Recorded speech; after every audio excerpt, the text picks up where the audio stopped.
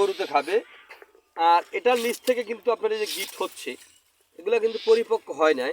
আমাদের পরিপক্ক কাটিং ওই যে ওই পাশের জমিতে পরিপক্ক কাটিং রয়েছে, অথবা আমাদের পিছনেও রয়েছে, আবার ওই পাশেও রয়েছে। এরকম পরিপক্ক কাটিং কিন্তু এই যে শিকড়, এগুলো কিন্তু শিকড় আসে না। এরকম সম্পূর্ণ শিকড়যুক্ত কাটিং যখন হবে তখন পরিপক্ক হবে।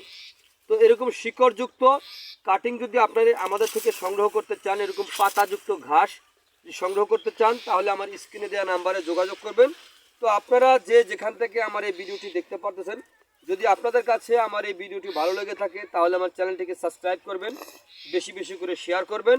তো আরেকটি কথা হচ্ছে, আমি আবারও বলছি, যদি আপনাদের এই ইন্দোনেশিয়ার স্মার্ট নেপিয়ার ঘাস, জারাওয়ান হাইব্রিড ঘাস, গুয়াতিমালা হাইব্রিড ঘাস, জার্মান হোয়াইট হাইব্রিড ঘাস অথবা অজানা হাইব্রিড ঘাস, যে কোনো হাইব্রিড ঘাসের আপনাদের কাটিংয়ের প্রয়োজন হয়, তাহলে আমাদের স্ক্রিনে দেওয়া নাম্বারে যোগাযোগ করবেন।